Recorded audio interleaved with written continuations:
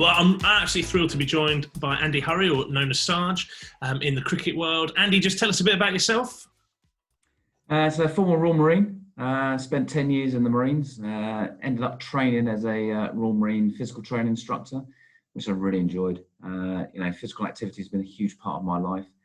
Always very passionate about cricket. My dad was club captain. My mum did the teas. I spent every hour in the summer down at the cricket ground and loved football. Played at a decent level at football as well. But when I was in the Marines, there was an opportunity on Wednesday afternoons to play a lot of cricket, and actually ended up traveling quite a bit around the world playing competitive representative cricket for the Marines, the Navy and the Combined Services.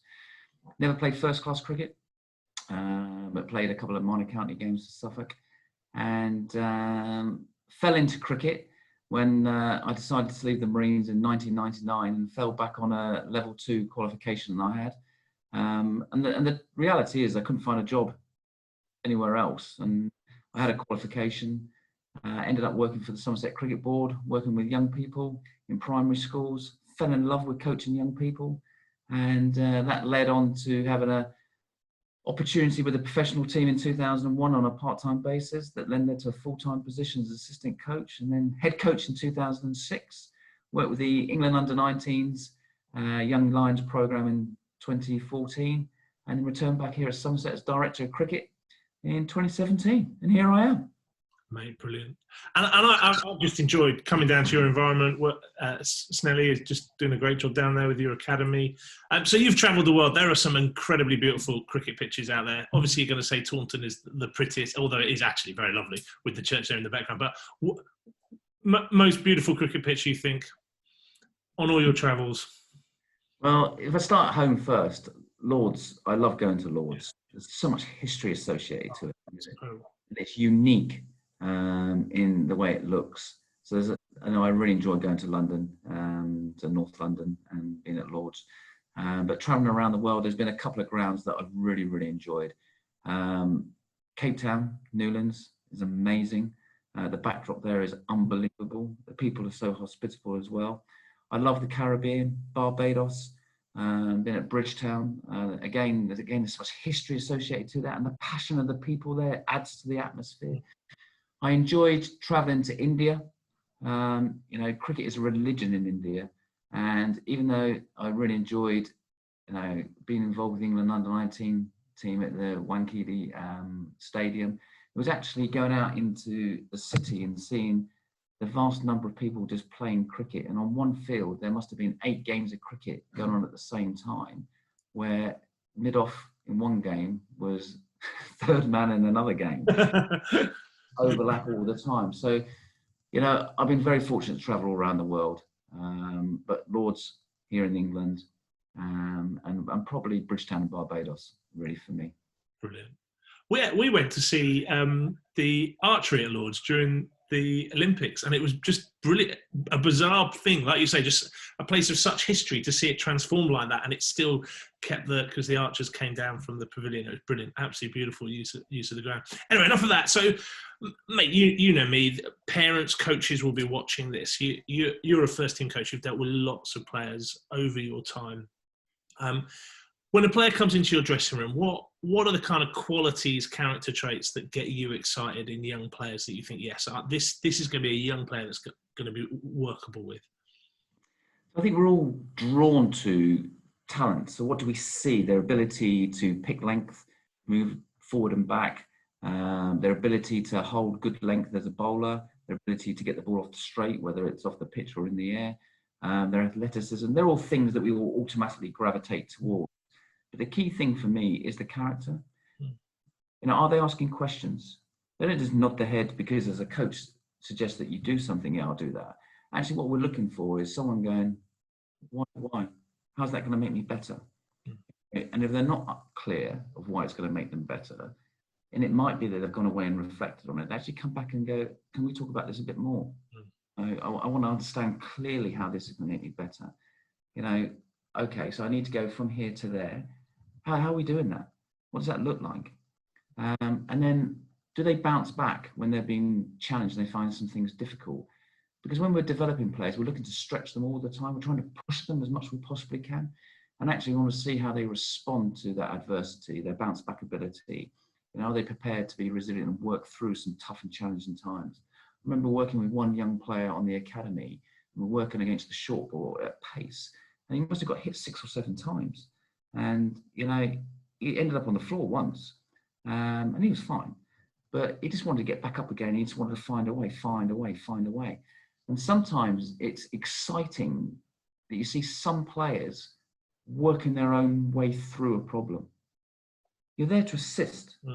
And some players you need to give a little bit more assistance to and a little bit more of a nudge to and give a little bit more direction to. But the exciting thing is when you can see a player really working something out for himself, being prepared to fail to get better at something. Yeah. And it's okay. I think one of the most important things is that you're looking to create a safe environment where it's okay not to do something well the first time. I think that's really, really important. I really enjoy players who are very team orientated.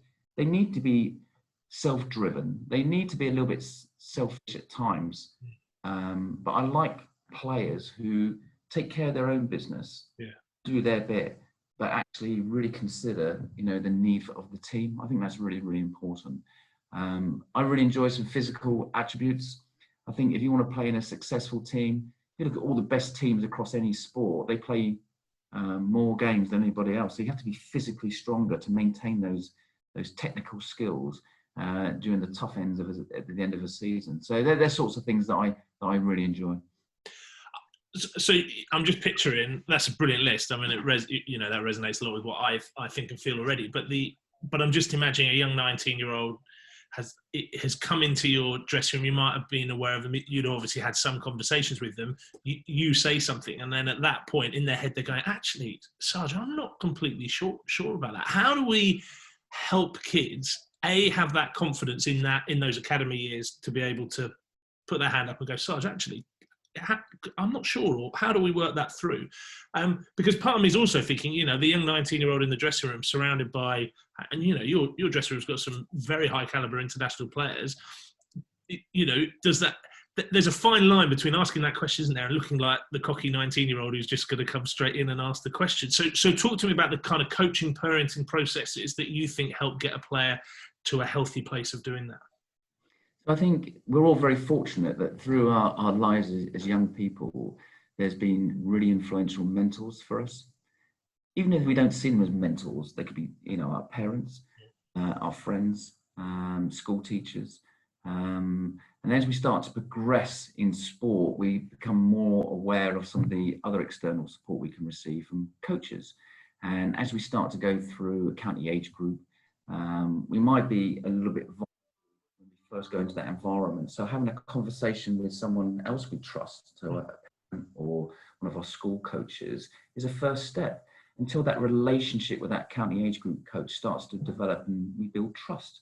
And individuals feel safe within that environment. And as they progress through to an elite program like the Emerging Player Program or an academy, again, they're going through a process of building trust with those elite program coaches. So it might be now that he falls back onto that county age group coach as well as a parent, as well as a schools coach.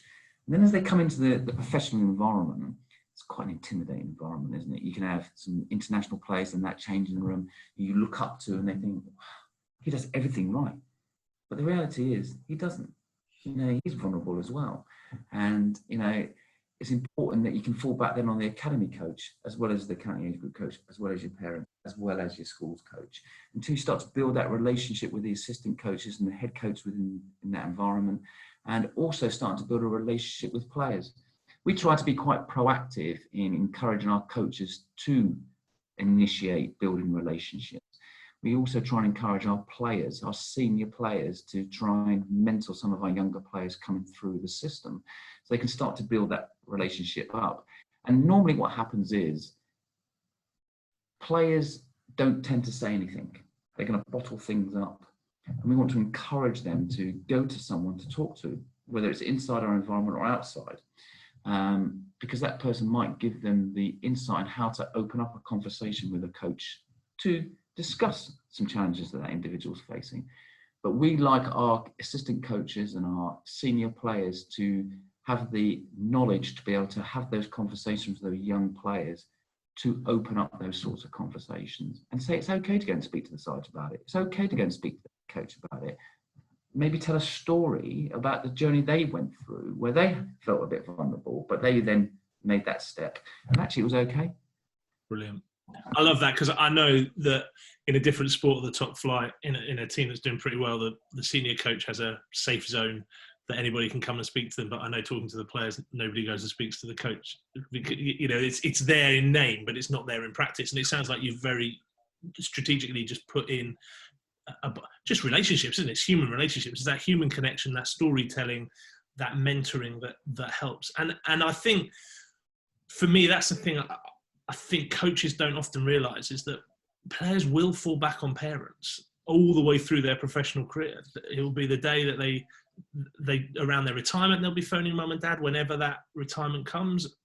And through those difficult conversations, it's why I'm so passionate about upskilling parents at all ages of the journey to have that, you know, because a player's going to ring mum and dad and go, oh, I can't believe what Sarge has done. And it's that point that the parent has a choice, isn't it, to go, oh, I can't believe he's done that. I'll go, well, listen, have you thought about more? Have you thought about speaking to him? Just to have healthy conversations which unpack that in greater ways, for the player to have the confidence to go back into that environment and make positive changes. I think we've all got experiences, whether it's in sport or outside of sport, where we've had something weighing on our mind, and you're carrying a huge weight around on your shoulders, aren't you? Until you go and talk to somebody about it who you trust. And actually, just by talking about it, that weight seems to lift off your shoulders. And, you know, I've been very fortunate to have worked with some really good people. And, you know, as head coach or as director of cricket, there's times where I have to go and talk to people because there's a weight on my shoulders, clear about how I'm going to manage this situation. And no matter what the scenario might be, I always tend to feel better after I've had that conversation. We may not have nailed the actual solution to the challenge I was facing, but actually there may be one thing that's just created a different avenue of thinking for me that allows me to think a little bit more clearly. There's a couple of examples of players who play international cricket who have gone outside their environments to get support when they've needed it. Because ultimately, they've trusted either a parent who's known them since they were this big and understands their game inside out, or they've gone back to a coach at a school or a club where, again, that history of that relationship, that coach has understood the basic elements of that person's game and what works. And that's okay. And I think it's okay to just go and knock on the door and say, is it okay if I go and speak to someone about that? And yeah, it's okay. And actually, if you want to take the ownership of it and go, actually, I'm just going to go and speak to that person, that's okay as well. The most important thing is that I think ultimately we're all working towards the best outcome for each individual. And it's not a straight line. It's not linear. It's not one solution fixes it appropriately for everybody. You know, it's whatever it takes. And we have to be open to that. That's really, really important. And I would encourage coaches or parents that are outside a professional environment who've got people involved in elite programs or county age group programs or the professional team. It's okay to pick the phone up. So, you know, because unless we have the information, we can't deal with any situations. We may not be aware that they're there. No, I love that. I mean, I think, again, something I understand the logic behind it, but in academies, I hear this phrase like, oh, we want to produce independent athletes. So we don't talk to mum and dad. We don't let mum and dad have the schedule. It's for a 16, 17-year-old to do all the arranging and things like that. Now, I understand the well-meaningness behind that, but I just think you're kind of cutting parents out of that conversation. And yeah, look, some parents get involved too much, and that's probably the motivation behind it. But I don't think it helps create an interdependency, which I think is what you're talking about there, of having conversations and relationships and coaches then being accessible to parents, because parents feel like they've been cut out of the information stream. And certainly, I haven't heard of that in cricket, but I have heard that in other sports of, well, we've got to create independent athletes. And again, I think it just cuts across some of what you're saying, and just that support network of being like, pick up the phone, you talk to your school coach, because school coaches, if you have a good experience at school, that's such a rosy memory, isn't it?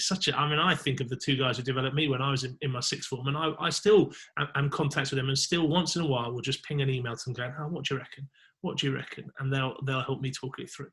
I think it's very important that environments do create an avenue for players to be independent. I think that is important, but we've got to educate people through that process. So you've got to give them some graded exposure to being independent and ensuring you've got the appropriate support around them so they don't fail, but you're stretching them enough to develop them. That's really, really important. And I think it's really important as well that, you know, parents are involved. There are strategic opportunities where parents can be involved in the process.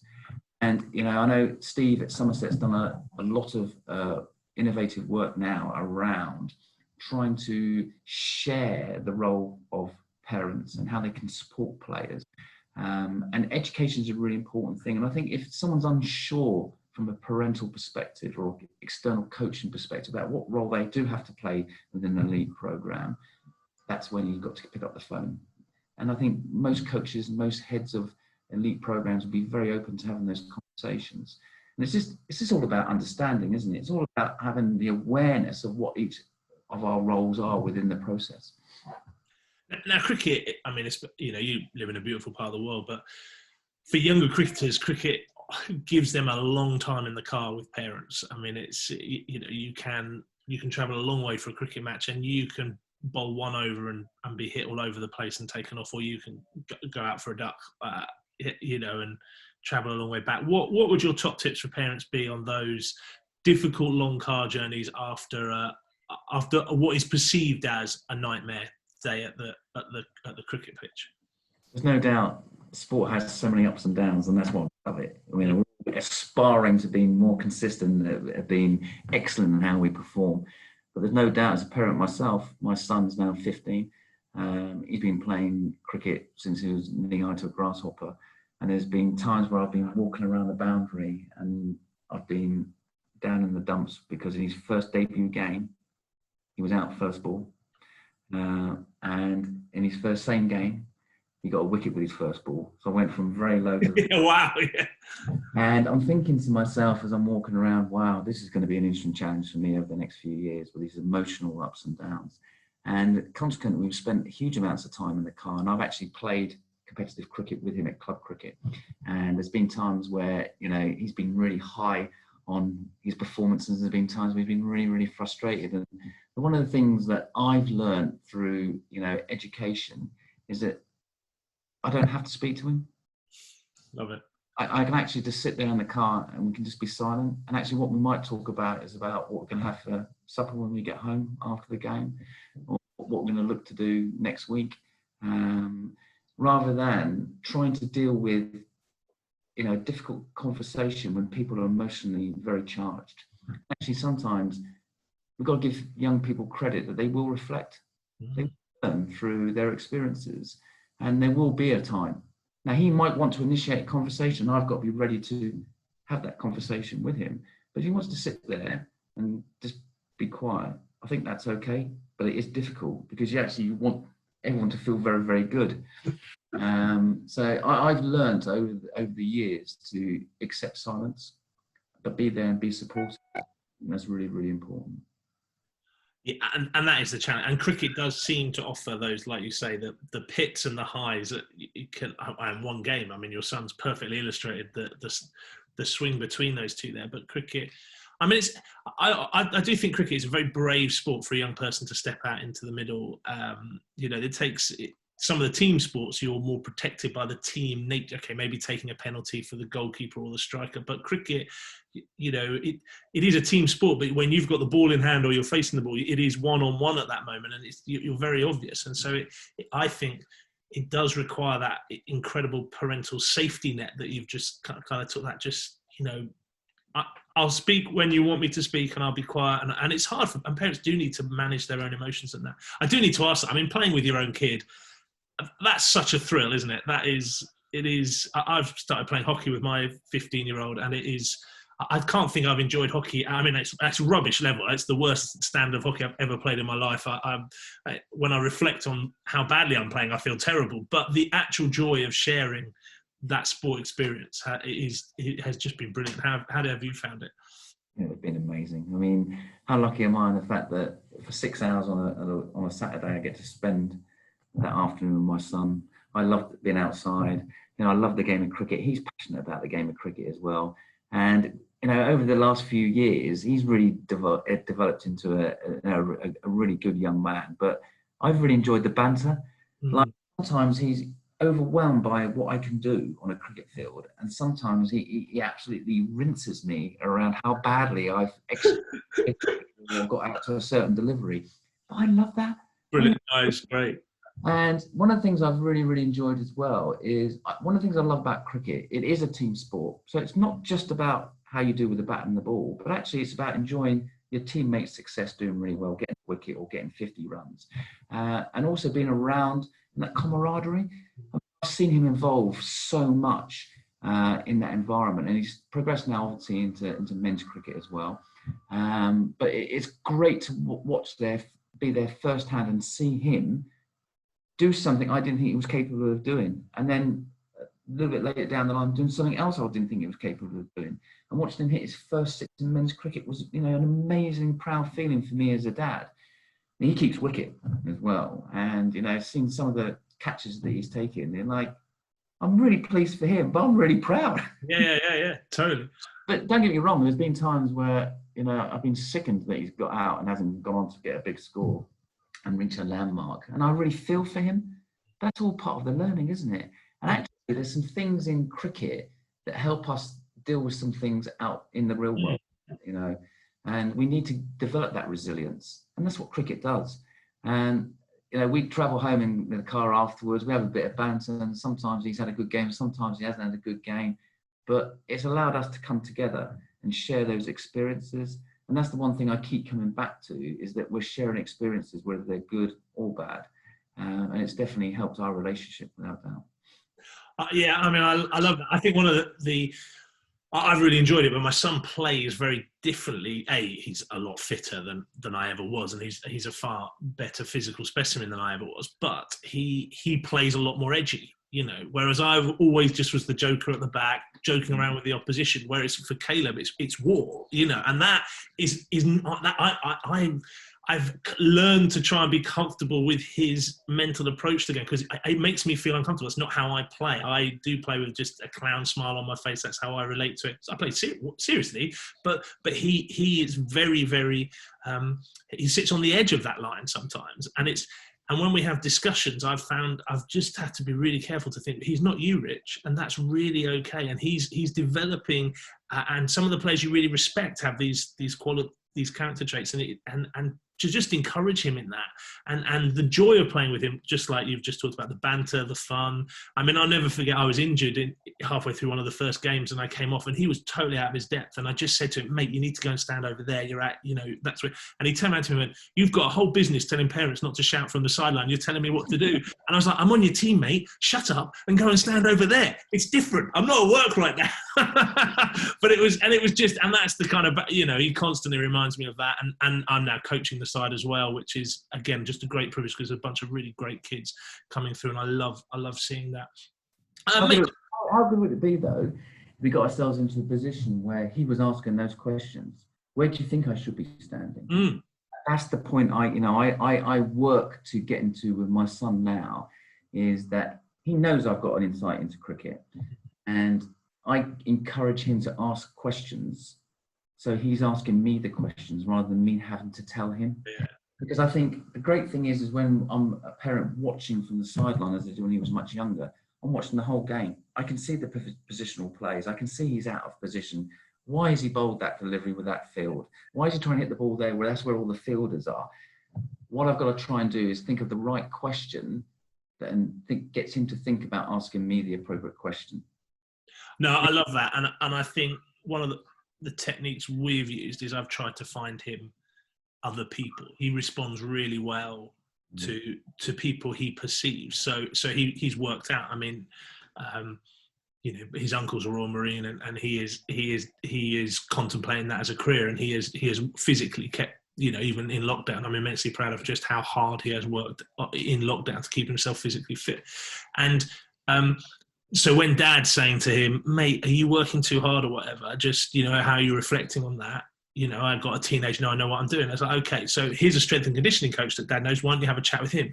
And he had a great chat with the strength and conditioning coach I know. And he's like, oh, Dad, that guy was really knowledgeable. And I'm thinking now, and what do you think I need to do about this? And so I just try and use my network and to my advantage, his aunts, his uncles, to try and, because sometimes kids don't want that conversation with mum and dad, do they? And sometimes they do. And I'm very grateful for how close we are, but it's also just kind of using that and pinging that off. Andy, I'm conscious of time. I mean, I could talk to you all day, but I'm really interested in stretch, because I think, like you just said, not only does that help kids, young adults develop their cricket skills, but actually that's a skill that we need in life, isn't it? I mean, and we are all being stretched during COVID. Before we hit record, you were like, I'm finding this stretching personally. I'm finding this stretching personally for different reasons. But I guess parents find stretch uncomfortable, because if a coach is stretching their kid is uncomfortable. And as parents, we don't like to see our children be uncomfortable. And if it's coached well, the coach will help the parent know about that and work through. But that doesn't always happen, not because of bad coaching, just because of lines of communication or whatever. So as a parent, how can we best help our kids through those stretch moments? We know coaches are trying to stretch. That's the best thing for the kids. I love the way you talked about it with a safety net there. But how, as parents, do we handle that at home, watching our kids getting stretched and dealing with that discomfort? I think it's a really interesting question, and I don't think there's a black and white answer, because I think development is very independent and very individual. And for some, a stretch can be achieved very, very quickly, and for some it takes a little bit longer. And I think the key thing is, as parents, we understand our children really, really well, and we'll start to see some characteristics that may be unusual, which may mean the stretch is a little bit too much for them. And that's okay if we can open up that conversation with our child. And the skill is going to be asking the right questions, isn't it? Because you want to try and have a very open conversation that's going to give you the information you're looking for without it being an interrogation. Because that's the last thing we want to do. It's just got to be a really informal, relaxed conversation that leads to a point where you get gaining the information you need, which then may allow you to offer some advice that the player can go back to start open up a conversation with the coach around what might be the appropriate next step. That's really, really important.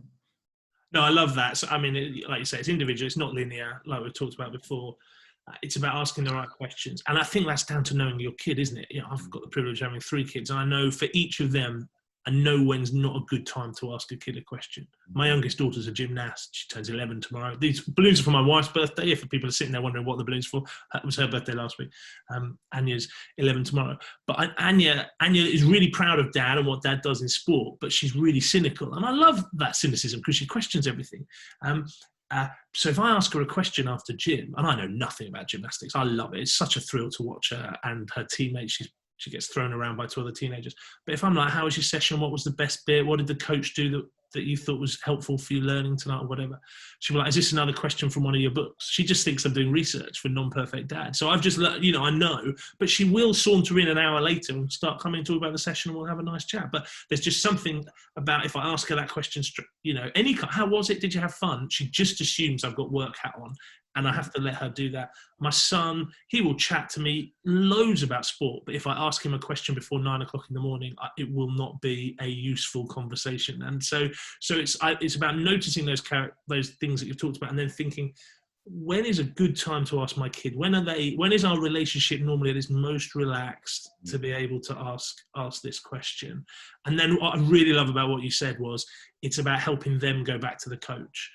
Because it's an understandable habit of parents to then get a bit keyboard warrior, send an email, make a phone call, which if your kid has had several conversations with the coach, you might need to do. But it's not the first port of call. What I heard you say, the first thing is, how do you help the young person go back to their coach and start to work through that problem with the coach? Yeah, and I think that's really, really important. And you'll know as a parent, because you know your child so well through body language. Okay, I need to push pause here at the moment. We'll revisit this later. That's okay. But you might be in a position where you just get all the information in one go, and then you can make some suggestions moving forward. I I'm excited by how different people are. Mm. In that it's not one course of action for everybody, and sometimes it's more challenging from a leadership or coaching perspective to work with someone compared to someone else. But that can be quite exciting as well, because it's stretching me as a coach to find the appropriate way to get that development to evolve. So as parents, as coaches, you know, we've got to be very open to, sometimes we're going to get it right, and sometimes, well, actually, on reflection, next time I might need to think of doing that slightly differently, because that's not the outcome I was looking for. Andy Hurry, Somerset County Cricket Club. This has just been a brilliant chat. I deeply appreciate your time, mate, and I hope the cricket season is back in full in the summer for yourself and for your team, and for you and your son. I hope you get lots of good village cricket. Thank you so much for your time.